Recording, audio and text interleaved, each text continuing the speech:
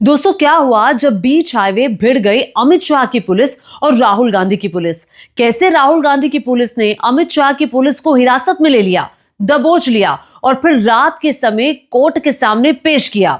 अब ये मामला बहुत अजीबोगरीब है, ये पूरा विस्तार से मैं आगे बताऊंगी, लेकिन इस खबर से हमें ये भी पता चलता है कि देश के गृह मंत्री अमित शाह और उनके पूरे इकोसिस्टम के खिलाफ जो इंडिया गठबंधन है, जो कांग्रेस पार्टी की सरकारें हैं, वो बहुत मजबूती से आकर खड़ी हो गई हैं। अब ये तस्वीर जरा देखिए, ये रात के वक्त की तस्वीर है और बहुत अजीबोगरीब परिस्थिति उस वक्त पैदा हो गई जब हिमाचल पुलिस ने दिल्ली पुलिस के 20 लोगों को हिरासत में ले लिया। अब आप सोचेंगे हिमाचल पुलिस ने दिल्ली पुलिस को हिरासत में लिया। जी हां, जैसा कि आप जानते हैं कि दिल्ली में जो एआई समिट हुआ था, 20 कांग्रेस के कार्यकर्ता, जो 15 से 20 कार्यकर्ता शर्टलेस प्रदर्शन करने के लिए पहुंचे थे। अब उसी से ही देश की सुरक्षा को दिल्ली पुलिस ने बताया कि बड़ा खतरा पैदा हो गया। अब उनकी धरपकड़ शुरू हो गई। कुछ लोगों को तो उन्होंने गिरफ्तार कर लिया था, लेकिन जो कुछ बचे थे इक्का दुक्का 3 लोगों को गिरफ्तार करने के लिए दिल्ली पुलिस पहुंची हिमाचल प्रदेश, वो भी नियम के मुताबिक नहीं, वो भी सादे कपड़ों में शिमला में जाकर एक जगह पर उन्होंने छापा मार के किसी रिजॉर्ट में इन 3 लोगों को, कांग्रेसी कार्यकर्ताओं को गिरफ्तार कर लिया। अब इसकी भनक लग गई हिमाचल की पुलिस को। अब हिमाचल की पुलिस ने कहा भैया हमसे तो परमिशन ली नहीं इन्होंने, अब हमसे तो परमिशन लेना बनता है, क्योंकि देखिए नियम ये कहता है कि जब भी किसी राज्य की पुलिस किसी दूसरे राज्य में जाती है तो आप बाकायदा इत्तला करते हैं कि हम यहाँ पर आ रहे हैं, हमें छापेमारी करनी है या जो भी आपका काम होता है, आप किसी को गिरफ्तार करना है, और साथ में फिर उस राज्य की पुलिस के कुछ लोग जो हैं वो बाहर से आई हुई राज्य की पुलिस के साथ जाते हैं। अब दिल्ली पुलिस सीधे पहुंची रिजॉर्ट में और उन्होंने छापा मारकर 3 जो कार्यकर्ता थे, सौरभ, सिद्धार्थ, अरबाज, इन 3 कार्यकर्ताओं को कांग्रेस पार्टी के गिरफ्तार कर लिया। अब जब इन तीनों को लेकर पुलिस निकली शिमला से, तो रोहडू एक इलाका है, वहां पर बाकायदा नाकेबंदी करके हिमाचल पुलिस एक एक गाड़ी की तलाशी ले रही थी, कौन कौन अंदर बैठा हुआ है, और गाड़ी की तलाशी लेते हुए उन्होंने रोक लिया, दिल्ली पुलिस को रोक लिया।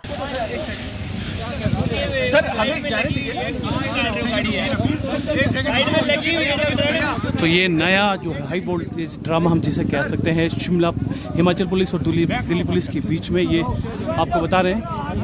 और 8-11 बजे की एफआईआर की सर हमने, 8 बजे की मेरी जांच रोक रहे हैं सर। फाइल लेके आइए सर, मेरी फाइल देखिए ना आप सर, मुझे मुल्जिम कोर्ट में पेश करने से रोक रहे हैं। आपको बोल, आप ट्रांजिट रिमांड ले लो सर। मेरे पास 24 मैंने आपको मना किया सर, 24 घंटे का समय है, मैं कोर्ट में अपने पेश कर दूंगा। रिमांड लीजिए, आप कोर्ट गए थे सर, 24 घंटे का मेरे पास समय है। आप कोर्ट गए थे सर, एक चीज बताइए, आप कानून जानते हैं ना सर? आप भी कानून जानते हैं ना? मैं आपको बता रहा हूँ, आप ट्रांजिट रिमांड ले सकते थे ना, आप पूरे दिन कोर्ट में सर। अब देखो भाई, 24 घंटे है मेरे पास, मैं कोर्ट में। अब ये हाई वोल्टेज ड्रामा हुआ। अब दिल्ली पुलिस कह रही है कि देखिए हमें 24 घंटे के अंदर इन तीनों को कोर्ट के सामने पेश करना है। इधर हिमाचल पुलिस कह रही है कि अच्छा ये 3 बार ऐसा रोका गया था दिन भर में, ठीक है, आप ऑर्डर की कॉपी दिखाइए, आप वारंट दिखाइए, अपना आईडी कार्ड दिखाइए, अपनी गाड़ी का पॉल्यूशन दिखाइए, डीएल दिखाइए, तमाम तरह की जो फॉर्मेलिटीज़ होती हैं जो हर जगह जाकर पुलिस करती है। अब वो सब चल रहा था। अब आप यहाँ से ये भी समझते हैं कि हिमाचल की पुलिस पर भी प्रेशर है, दिल्ली की पुलिस पर भी प्रेशर है। अब भाई मामला ही ऐसा है, क्योंकि दिल्ली में किसकी सरकार है? दिल्ली में बेशक सरकार बीजेपी की हो और केंद्र में भी बीजेपी की हो, लेकिन दिल्ली पुलिस किसके अंडर आती है? दिल्ली पुलिस सेंट्रल मिनिस्ट्री के अंडर आती है, और हिमाचल पुलिस तो हिमाचल के अंडर आती ही है, सुक्खू जी की सरकार है वहाँ पर। अब मामला ये बना कि जब वहाँ पर रोका तो दिल्ली पुलिस के पास पूरे दस्तावेज नहीं थे। हिमाचल पुलिस कह रही थी भैया आपके पास तो दस्तावेज नहीं है, आपने नियमों का पालन नहीं किया, हमसे पूछा नहीं, और फिर उनको अरेस्ट करके रात के समय जज साहब के घर में रात को अदालत लगाई गई। अब अदालत जब लगाई गई तो वहाँ पर सुनवाई हुई, और 20 जो दिल्ली पुलिस के लोग आए हुए थे अरेस्ट करने के लिए, उनको हिमाचल की पुलिस ने अरेस्ट कर लिया, हिरासत में लिया और फिर कोर्ट के सामने पेश किया। स्थिति जरा देखिए, मतलब नेटफ्लिक्स से भी ज्यादा एंटरटेनमेंट जो है ना, वो इस तस्वीर के अंदर है कि कैसे 2 राज्यों की पुलिस आपस में भिड़ रही है। वो कह रहे हैं कि आप हमारी बात नहीं मान रहे, आप हमारी बात नहीं मान रहे। कानून की पेचीदगियां ये दोनों एक दूसरे को समझा रहे हैं। मैं कानून का ये पक्ष बता रहा हूँ, मैं कानून का ये पक्ष बता रहा हूँ। मतलब गुत्ता इस तरह से चल रही थी कि भाई पता नहीं क्या हो गया है। अब हुआ क्या आखिर में?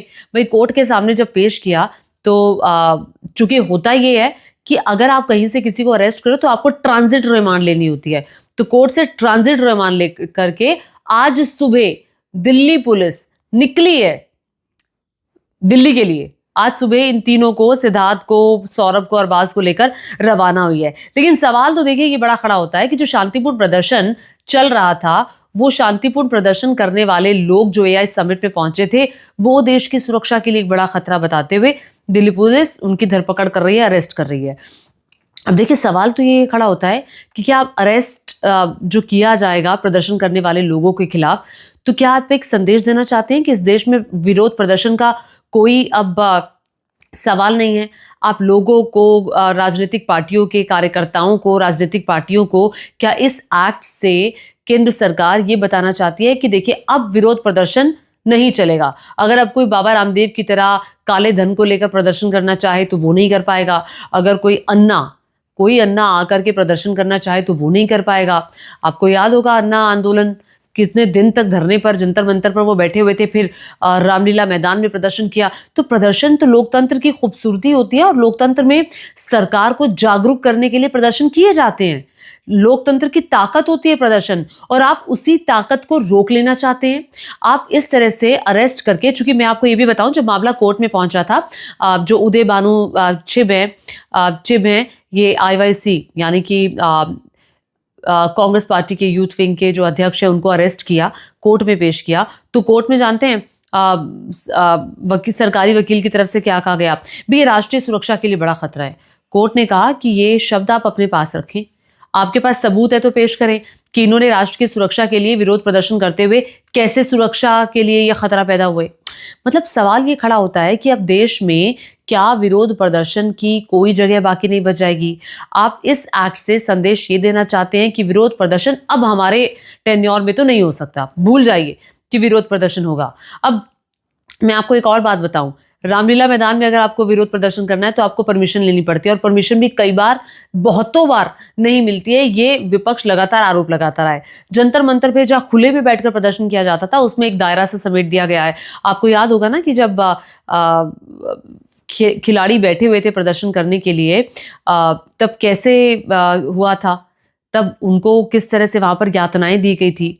विनेश फोगाट जब वहाँ बैठी हुई थी, और तमाम जो लोग वहाँ पर प्रदर्शन करने के लिए बैठे हुए थे, वेट लिफ्टिंग से जुड़े हुए जो पहलवान थे, नहीं करने दिया गया था। कहाँ करने दिया गया था? बार बार तो उठाकर को उनको वहाँ से भगा देते थे। यही सब हुआ था। अब प्रदर्शन क्या देश में नहीं होंगे?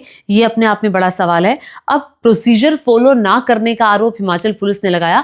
आपको याद होगा जब पश्चिम बंगाल में आईपैक के दफ्तर पर ईडी की टीम पहुंची थी छापा मारने के लिए, तो ममता बनर्जी पहुंच गई थी। ममता बनर्जी ने आईपैक के मालिक का उनका फोन ले लिया, तमाम दस्तावेज लेके वो बाहर निकली, प्रेस कॉन्फ्रेंस की, अमित शाह को खूब सुनाया और कहा कि उनकी नोटोरियस ईडी यहाँ पर पहुंची है, ईडी को वो संभाल कर रखी, और नौटी तक उन्होंने गृह मंत्री को उस समय कहा था।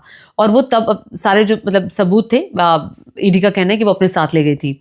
अब इस तरह से जब किसी राज्य में जाकर के परमिशन नहीं ली जाएगी, तो वहां की राज्य सरकारें अब मुखर हो रही हैं, अब बोल रही हैं, सामने आकर खड़ी हो रही हैं। हिमाचल प्रदेश में हुआ जो कांड है, ये उसी बात का एग्जाम्पल है, उसी की तरफ इशारा कर रहा है कि अगर नियमों की अनदेखी होगी तो फिर अगर जहां पर इंडिया गठबंधन की सरकारें, विपक्ष की सरकारें हैं, वो सामने आकर मुखर होकर खड़ी होंगी, भले ही वो कोई राष्ट्रीय संस्था हो, ये सब कोई वैसी संस्था हो, या फिर इन्वेस्टिगेशन एजेंसी हो, या फिर कोई वहां की पुलिस हो। तो इस बात से तो साफ जाहिर होता है। अब ये जो टकराव है, इस टकराव ने फुल एंटरटेनमेंट दिया, लेकिन सवाल वही खड़ा होता है कि क्या अब देश में प्रदर्शन नहीं होंगे? और दूसरा बड़ा सवाल ये खड़ा होता है कि क्या अब सरकारों में ऐसे बीच रास्ते, हाईवे पर टकराव होगा, हाई वोल्टेज ड्रामा होगा? हम देश, एज अ देश, हम किस तरफ जा रहे हैं? हम कैसी व्यवस्था का एग्जाम्पल सेट कर रहे हैं? ये सबको सोचना चाहिए।